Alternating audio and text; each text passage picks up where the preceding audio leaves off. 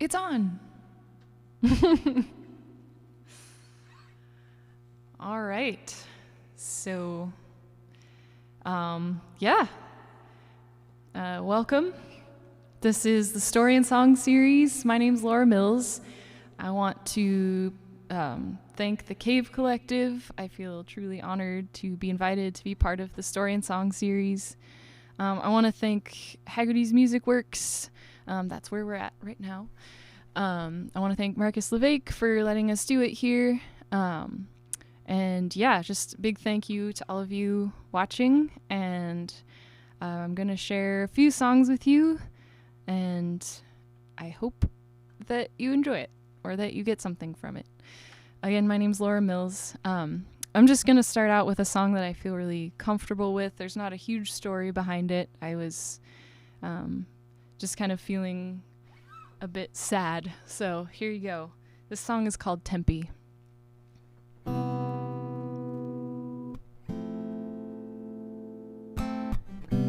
Take me back to Tempe. I remember it well.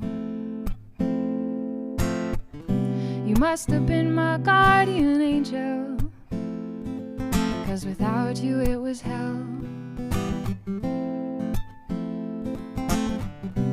Move me with your music, hold me to your chest, and see which way we lean. And I don't care if we aren't well defined. I'd like to think we're free.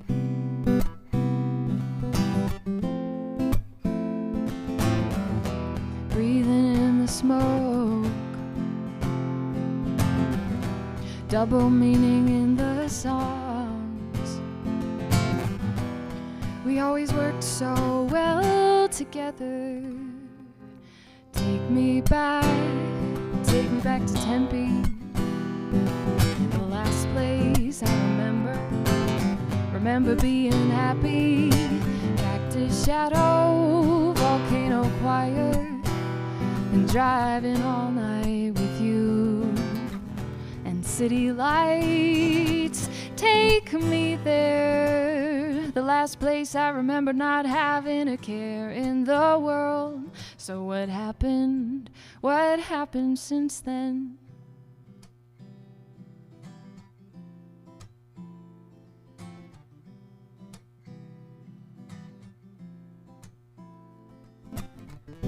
Take me back to Tempe. I remember it well. You must have been my upward ladder, 'cause without you I just fell.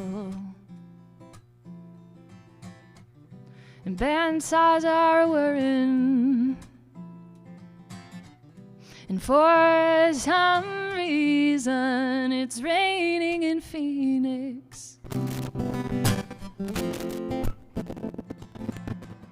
But old friend, would you hold me? If only we had been something, maybe I wouldn't feel so confused right now. Take me back to Tempe, the last place I remember being happy. Cactus Shadow, Volcano Choir, driving all night with you. And city lights take me there, the last place I remember not having a care in the world. So what happened since then?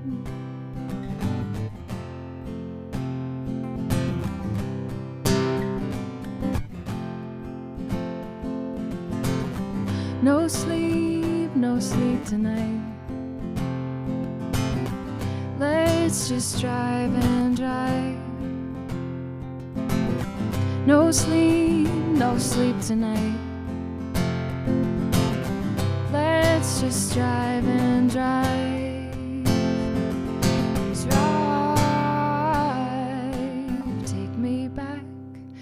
take me back to Tempe, the last place I remember being happy. Cactus shadow and volcano choir, and driving all night with you. And city light, take me there, the last place I remember not having a care in the world. So what happened? What happened since then? What happened since then? What happened since then?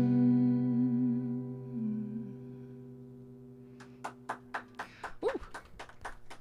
Claps. We're gonna swap your cable. We lost signal for a couple seconds. Oh no. Okay, not a problem. Some technical difficulties that we're handling right now. Can I unplug without any fuss? Should be good. I'll swap you. Thanks.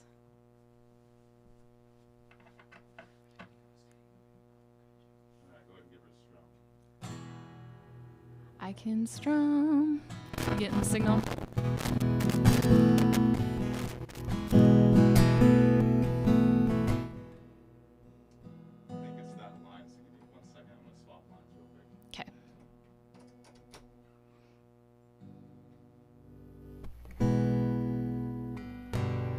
All right, back. All right, so yeah, it's been a crazy year, and I'm sure it's been crazy for everybody. The last couple years have been a bit crazy for me. In 2019, I got divorced and had a lot of processing to do. So this next song I'm gonna sing is called Maybe. And it's just sort of me processing all the kind of the dissonance of wanting to stay with someone but knowing that it's really not healthy and not what's meant to be. So yeah, this song is called Maybe.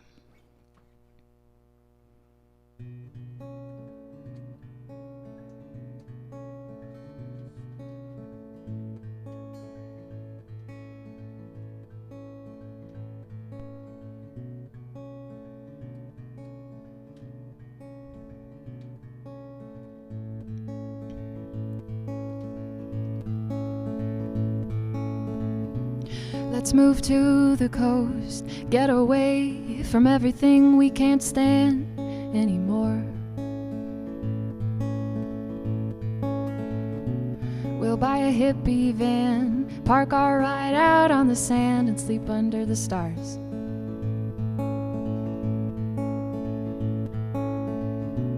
We'll get a Labrador and throw some driftwood here and there for him to chase.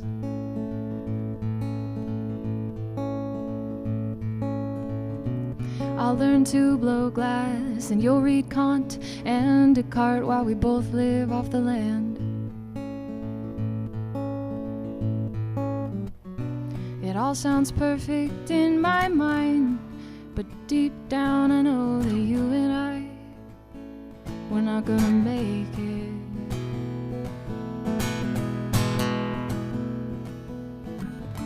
But maybe if we run away, everything will be okay. Maybe it will be okay. And if we just run fast enough, maybe the darkness, it won't catch up to us. Maybe.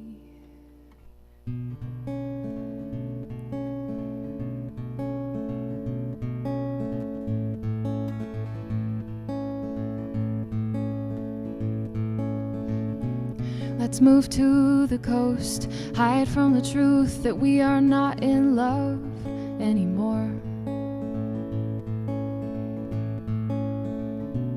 We'll see the tide pools, watch the whales, rent a sailboat and set the sails.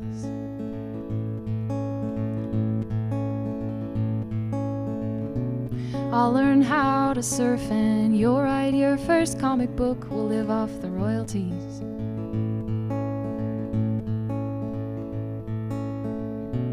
We'll eat ice cream every day, fly our kites and search for sea glass in the bay. It all sounds perfect in my mind. Deep down I know that you and I, we're not gonna make it.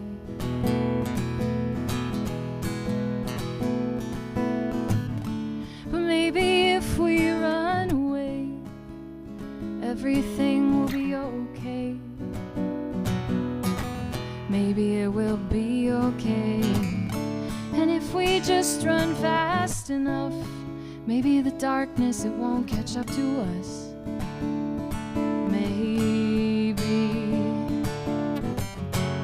Maybe I can see through this. I don't think we can make it. Trapped beneath the weight of all our fears, they're a virus living inside us. They're everywhere we go.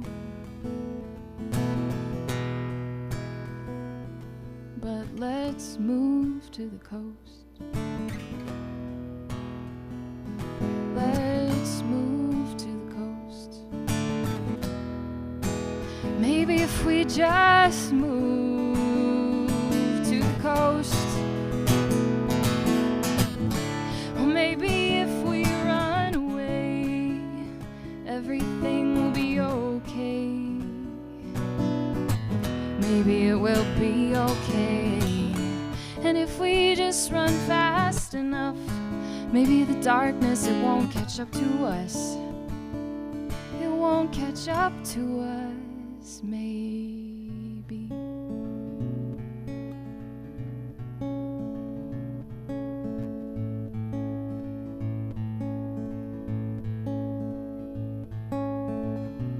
Let's move to the coast, get away from everything we can't stand anymore.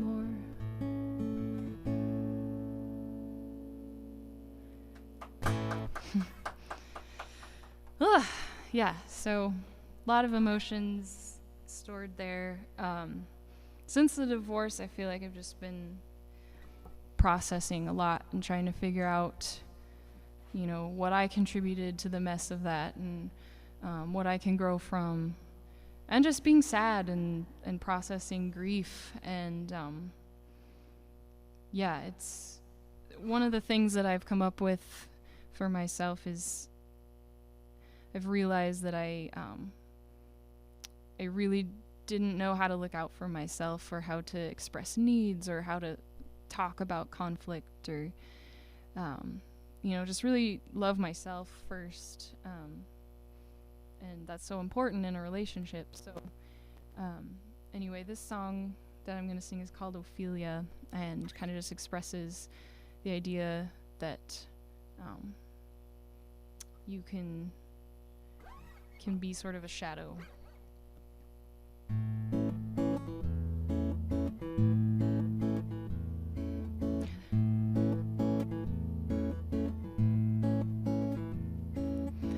The stars at night, they don't need the sky to teach them how to shine. The leaves in autumn, they don't need the trees to teach them how to fall. The planted seeds, they don't need the earth to teach them how to grow. They just know. But Ophelia, she needs to be told.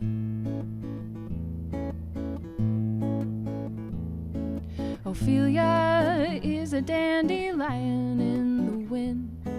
A lovely shadow is she. Ophelia believes what you tell her to be. She pretends with the greatest of ease. Ophelia lives to please. But Ophelia doesn't know what she needs.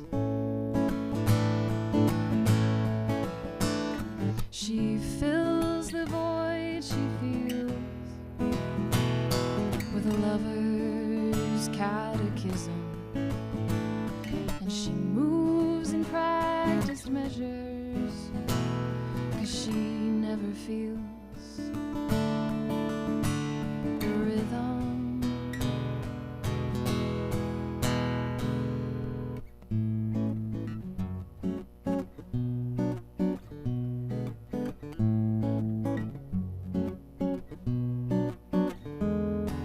The stars at night, they don't need the sky to teach them how to shine.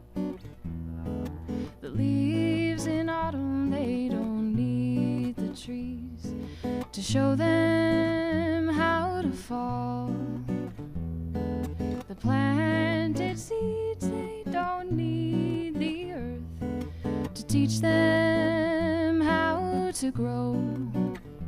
They just know. But Ophelia, it's getting old.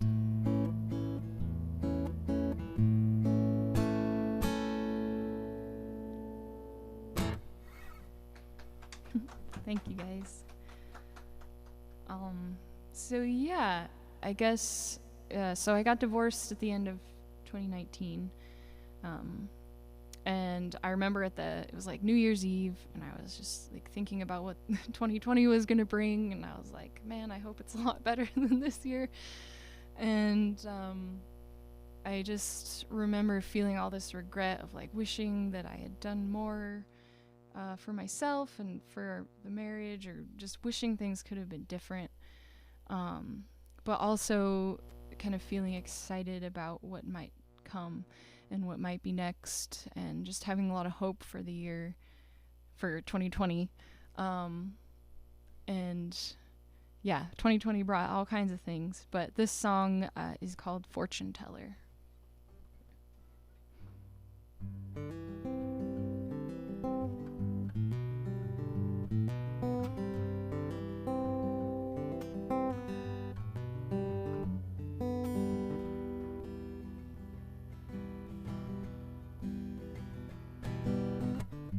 The year is ending, what have I done? Where did I come from and where have I gone? Did I sleep too long?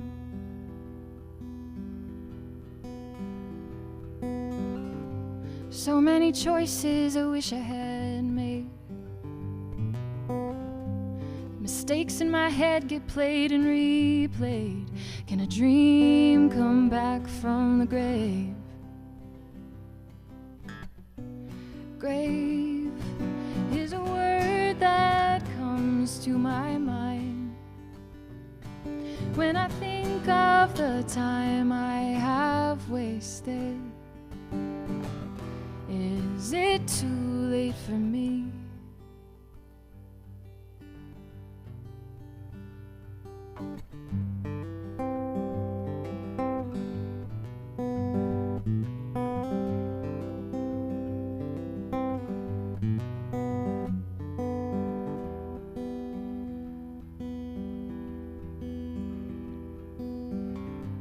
You turned up in my world's end when all I'd built started caving in. You made me think I could start again.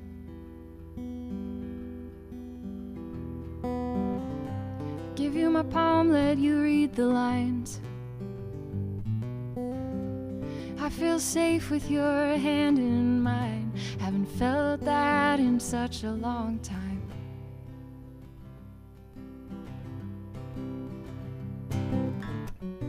Time is a ghost that haunts my dreams. Will it ever come back to me? What will this year bring?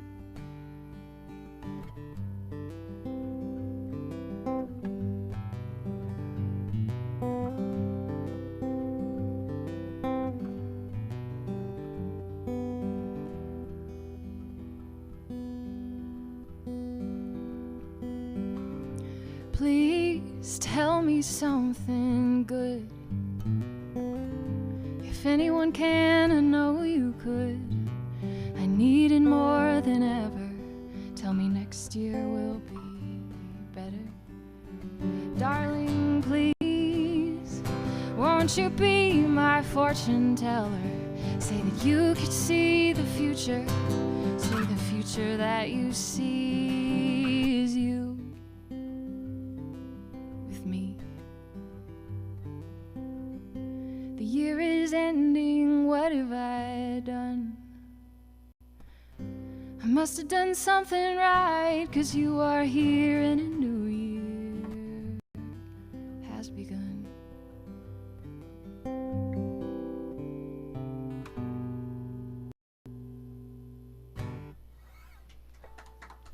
Thank you. I'm gonna take a drink of water and see what I plan to sing next.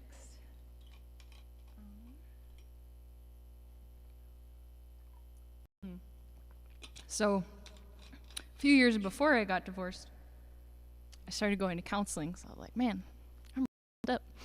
And I learned a lot about like meditation, a lot about just personal growth.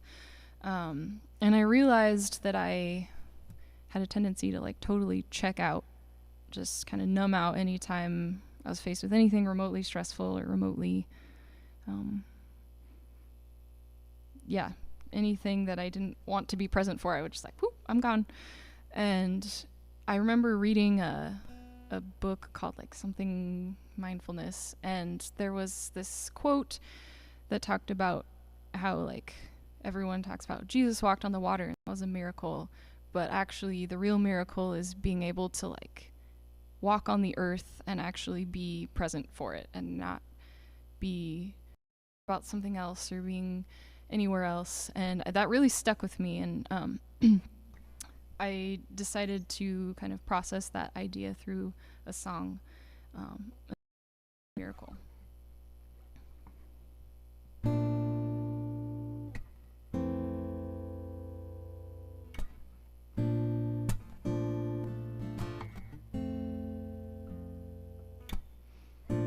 I don't want to be here, but I am. Trying to align my heart with my plans. But I have no fire to warm me on this mountain. I have no fire. And I just can't seem to quit moving my limbs. I don't know why. I'm checking off a list, checking out of life.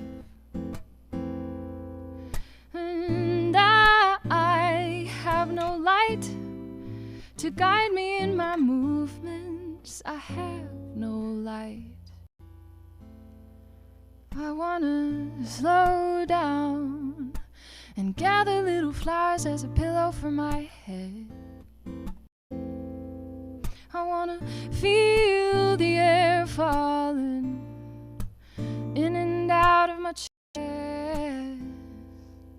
The miracle is not to walk on water, but the miracle is to walk on earth instead.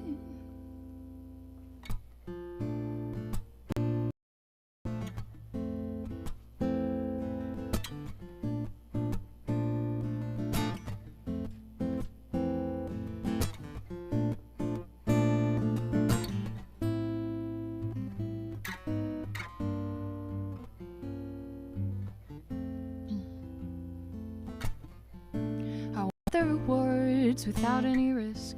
I wanna perform, but I don't wanna practice. I wanna be fit, I just don't wanna be active. I wanna be done, but I don't wanna do. Wanna have a story to tell, but I don't wanna try anything new. Wanna get somewhere in life, but I don't wanna move. And I have plenty of time, but I don't have the drive. And the years go by. I want to slow down gather little flowers as a pillow for my head. I wanna feel the air falling in and out of my chest. The miracle is not to walk on water, but the miracle is to walk on earth instead. I want something more. I want to live again. I want something to live for instead of going through the motions. I want to slow down and gather little flowers as a pillow for my head. I wanna feel the air falling in and out of my chest.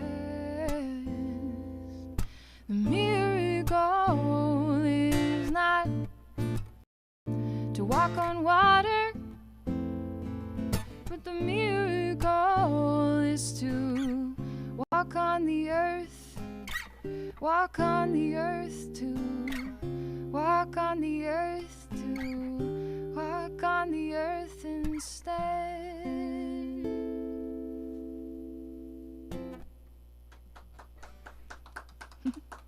Thank you. So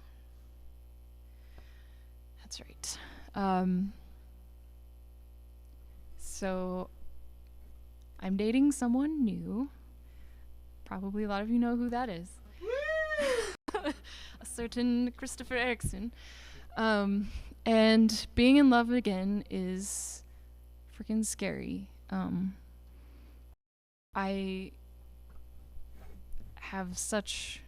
I'm so lucky, but I'm also like terrified that I'm gonna it up again, or that it's not safe, or I just have all this baggage from,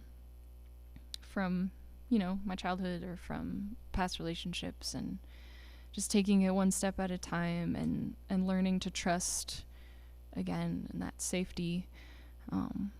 So this next song is one I actually just wrote pretty recently. It's called A Different Tide.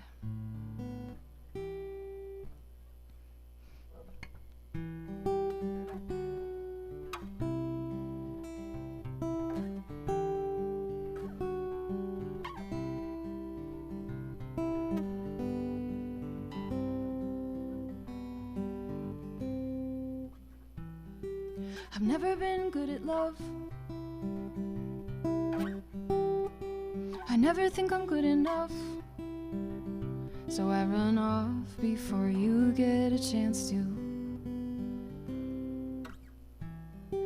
You always see a glass half full, and when you see the ocean you think it's beautiful. I know you do. But me, I don't even see a glass at all. And I am pretty sure one day the sea will drown me. I know it's true.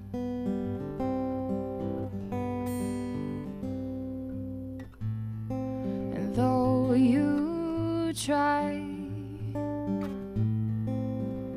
to lure me, and though you try to change my mind, when you show me a different tide, what I see are the waves that will break me in time.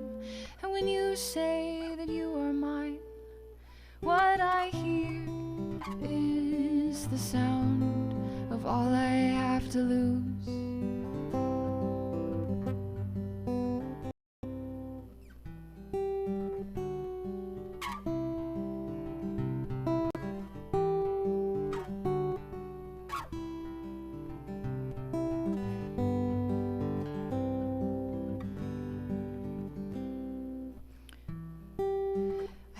could be the one. I've never been so scared I might lose someone until you.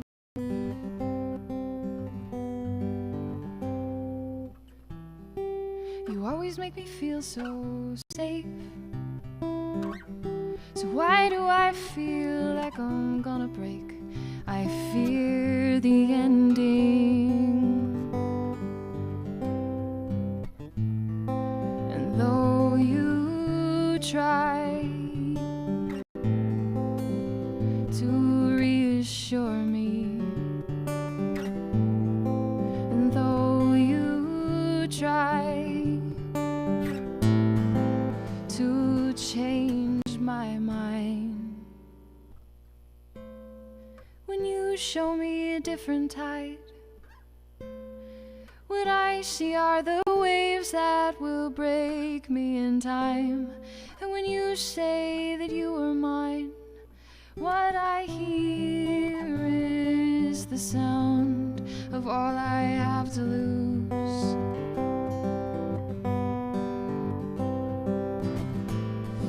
When you show me a different tide, what I see are the waves that will break me in time.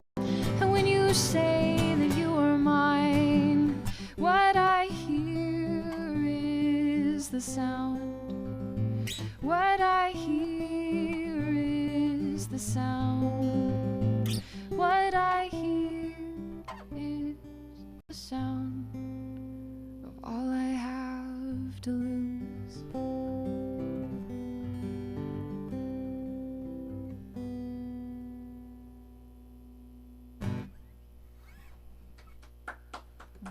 Thank you. So, yeah, I think I'm just gonna do one more song before we're done. Again, I want to say thank you to the Cave Collective for inviting me to Story and Song. Yeah, thanks again to Haggerty's Music. Yeah, it's an honor to be here. So I have one more song for you. It's called It Could Be Now. This song, just a little backstory, I wrote it when I was dating a guy like long before I was even married, and he had just gotten out of a divorce, and I remember he was just all kind of turned inside out and very guarded, and I just wanted to like show him that he could open up and that it was safe, and I remember just that question of like, can he be happy, and saying like, yeah, you can be. And so, you know, years later, here I am divorced, and I sing this song, and I think about myself and how like it's come full circle, and if I want to be happy, I can choose to be happy, and for that is now. Like every moment matters. Anyway, so that's a lot of backstory on that. But this song is called It Could Be Now.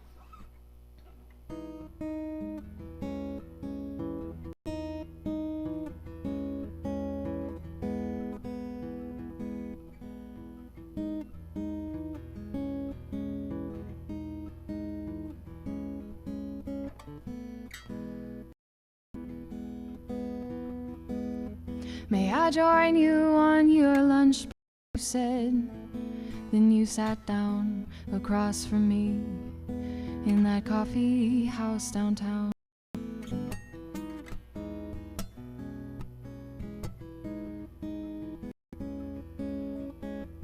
We covered the basics of conversation, our family histories, our education, peculiar parents, even physical impairments. And I thought, wow, where the hell did you come from? We fit so well. Then you asked me something. You said, when will I be happy again? But don't you think, boy, the time could be now?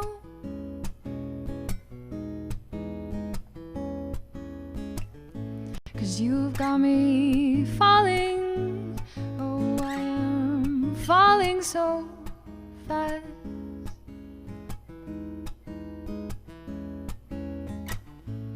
You've got me drowning in your love. You're the water in my lungs, but you are my life vest.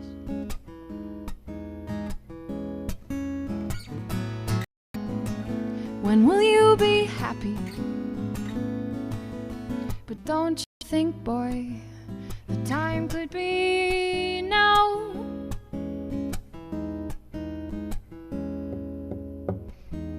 I know that you don't got a lot of love in your heart right now. It's been ransacked, ravaged, bleeding, left unbandaged. But I could turn that all around if you'll allow. I will avenge your wounded heart.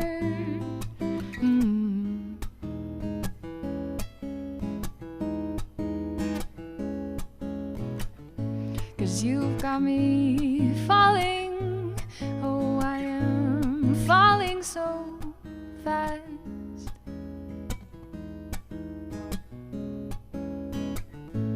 You've got me drowning in your. You're the water in my lungs, but you are my life vest.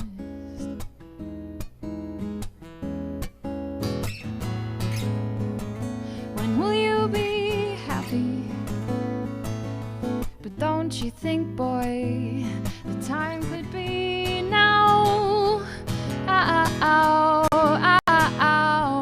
Oh, it hurts so good when you open up your heart, just like you should. Though it may hurt at first, darling, in the end it's worth it. I promise you.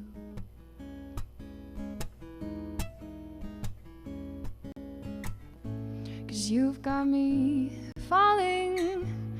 Oh, I am falling so fast.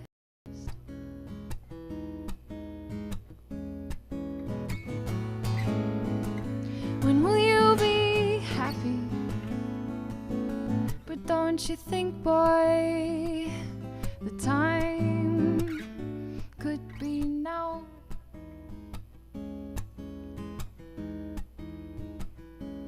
It could be now.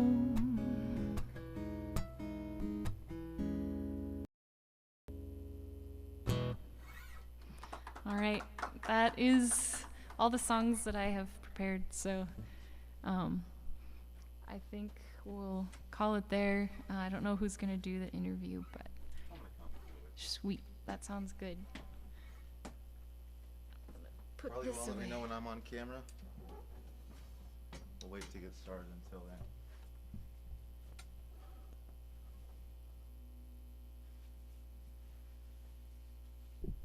It's going to be a couple seconds here while we swap the cameras around and get everything ready.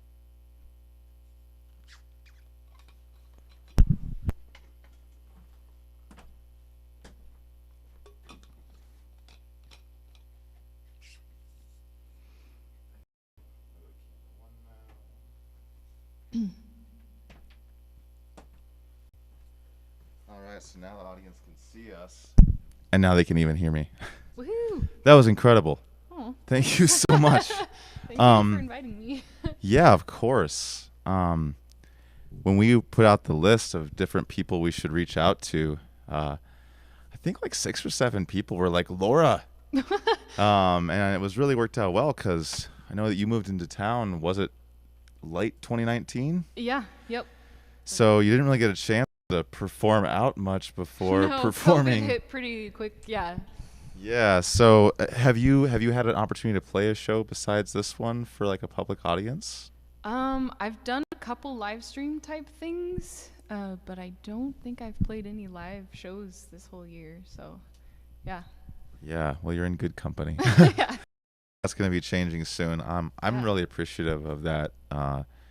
You mentioned earlier, I saw on your Facebook post, you were talking about how you were nervous tonight because, you perform. And as a musician myself, I get this, that you can sing about really vulnerable, raw things. and you can pretend it's not you because you're hiding behind a Right. song. Yeah, exactly. It's like a shield. Right. And everyone knows it's you, but you can pretend they don't. And when you tell your stories, that you don't really have that cover. So I really just appreciate that vulnerability. I know how difficult that is. Thank you. Um, so I don't know you very well because you only moved here recently, and none of us going out and doing anything for the last year. Yeah. But I do understand we've both spent some time in Portland, but you're from the Black Hills area, is that right? Black Hills, yep. Okay, so can you just kind of, for anyone who's watching, give like the 5 backstory for Laura? Okay. Yeah, grew up in the Black Hills. I moved to Laramie, Wyoming for a couple years. Moved out to Portland, have family out there.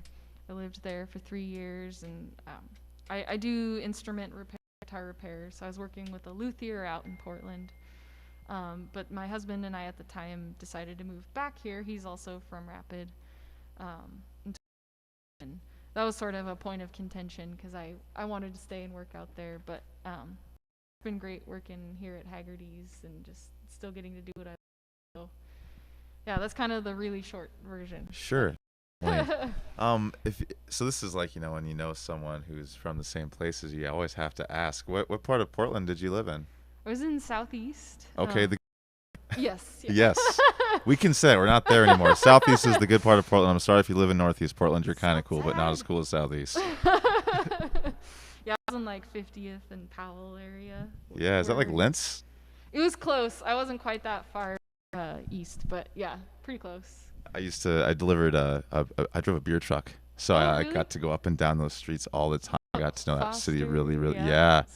That Foster Powell area. There was the burger joint and the strip club, and then all of the food carts. Dances. Yeah. And yeah, you just get to develop relationships with people. I love Portland because it has that small town vibe. The same thing you get in Rapid, where everyone kind of seems to know each other. It's a big city, but yeah, it doesn't feel like it. Right. You run into people. I would always run into people and be like, "What? How did that happen?" Like, yeah. Yeah. Have you found that since you came to Rapid, obviously you found things worth sticking around for? I also did not plan on staying in Rapid when I wound up. Yeah, we talked about me living in an RV. Yeah. I was traveling the country and kind of got stranded when I was working the Sturgis Rally. Oh. And had lived here 10 years before, and just so I had some friends out here, so my intention was to couch surf for a minute till I could get back home to Portland. So you weren't like planning to live here, just kind of serendipitously happened. Yeah. It's the Black Hills vortex. I joke about it, but like it's a thing. It's a thing. It's definitely a thing. You can never get out. For some people that's great. For some people that's terrifying. I've decided to embrace destiny. For a long time I was just like, I don't want to be here. I have bigger, better places, and then I'm like, this is actually pretty great here, and I don't know why I've been trying so hard. It's a little hidden paradise, I think. I kind of like the idea, like you mentioned, a van, like kind of like the idea of sort of snowbirding, or like keeping it close, but also maybe like traveling a lot. And South Dakota is actually considered one of the most nomad friendly states, because you can have a driver's license in South Dakota and a mailbox here without having to live here the majority of the year, which is not the case with most states. Yeah, that explains a lot. Yeah, that's why like nomad land and stuff, like South Dakota is like a big thing in the van dwelling community because of all that. Yeah. So one of my favorite questions to ask folks on this show, the Black Hills, they have an effect on a person. I know for me personally, the people really approach to art and how I saw performance in my role as a performer. Can you tell me at all about how the Black Hills has influenced you as an artist and growing up here? Yeah, when you ask that, like kind of two things come to mind. Like the Black Hills themselves, I always love like being out in nature. I love to hike. I love to just kind of be alone out in the middle of nowhere, and like that really helps me recharge. And I really valued that growing up here. Like I felt like a strong connection to nature because it was so easy to just kind of get away from the city and away from things. And I think that really helped me sort of develop like a spiritual sort of attachment to the area. And that spread into everything in my life. I feel like even when I moved away, like I kept that in my heart, I guess, for lack of a cheesier expression. But But then, yeah, the second thing that came to mind was the people. Yeah, I just feel like it's such a supportive community. Like when I did start playing music sort of in college, I went to Black Hills State for a minute. Um, and I would play music with my friend Daniel Burnison. He still lives around here, but yeah, I just kind of got in this tight knit community, and I don't know. I do feel like the people here tend to really support one another, especially in the music community. I've felt that, yeah, since college. I don't know, something like really special about it. And I felt like when I left Rapid that I had this like support and this like it's like a safety send out or something when I went to Laramie, and then I played music there and played in Portland. But like I think a lot of that I was able to do because I felt like that security of having grown here. Yeah, it's a cool music community. Did you play much music when you were out in Portland? Not a ton. I did do like little coffee shop gigs, and I played at like Laurel Thirst a couple times, and It's a cool place. yeah. Yeah, mostly just songwritery things, and then I played keyboards with this like noise grunge band. Sounds awesome. So they're called The Fourth Wall. Check them out. But yeah, that was only like a couple shows before I moved back. So, but yeah, I did, enough to kind of feel like I did something musically out there. So That was a weird thing for me, and why I'm really grateful that I'm living here now. A lot of people don't know this about me, but I played a lot of music when I was like 18, 19, 20, 21 when I grew up here. And then I moved to Portland, and the music scene is so big and so dog eat dog out there. Like there's so many like bands trying to get signed, and you and your friend have a band. We're probably not both getting signed. So there's always that like subtle competition if you're trying to get that. And luckily we all know that people aren't paying a ton of attention out here, and there's like a relief that comes with that we don't have to like get to the top on each other's backs.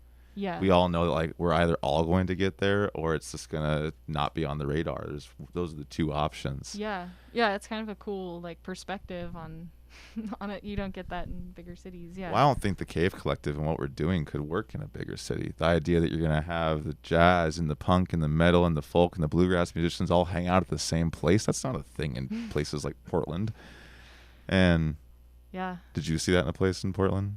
No, I didn't see that. I'm trying to think, like, I was, kind of in the songwriter realm. I feel like it was just all my friends and I would, like, help get each other gigs. But, it was, like, my friend. I don't know how it worked in, like, the bigger scheme of things. But I felt support out there. But, yeah, I always kind of felt that, like, oh, if I want to actually make it, then I have to, like, do all these things and, hang out with all these people to like get there. Right, exactly. It's a game really you have to play. Do that. Right.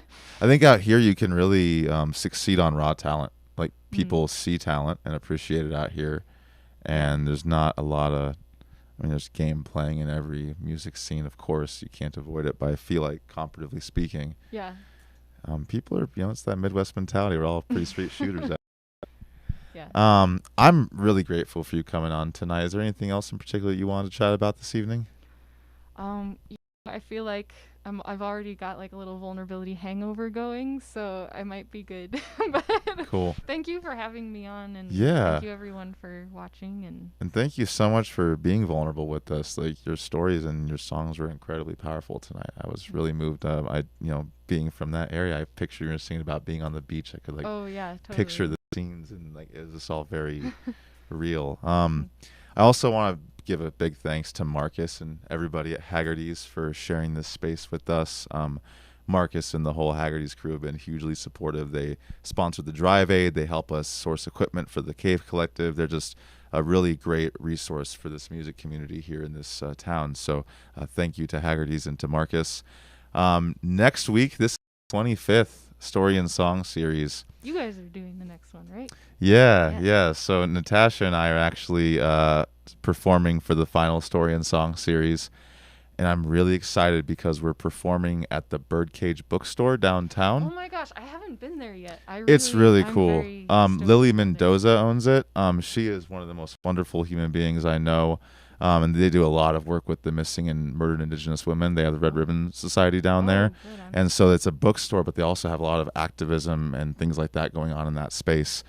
What's really cool is that they moved into their new space at the beginning of this year, which is where the old Cave Collective used to be. So we're going to be performing in the corner of the bookstore where the old cave. Circle. Yeah. So it's a pretty powerful It's gonna thing. be trippy. It's going to be wild. Yeah, I'm really excited. I'm so grateful that Lily was open to us doing that in that space. That was super awesome. I want to say thank you to everyone who's tuned in tonight. We couldn't do it without you. Also, a big shout out to Harley, who's behind the computers and running sound right now. Let's give them a round of applause. Harley kills it at every live stream. You don't see Harley, but they're the ones running everything behind the scenes, which is what the Cave Collective is all about, is empowering people in our community that we don't have to do everything ourselves. We don't have to pay someone to do it. We can help each other. That's what DIY is all about. So thank you all, everyone in this room, for helping make this happen. Thank you all, and we'll see you next week at storyandSongseries.com. Goodbye.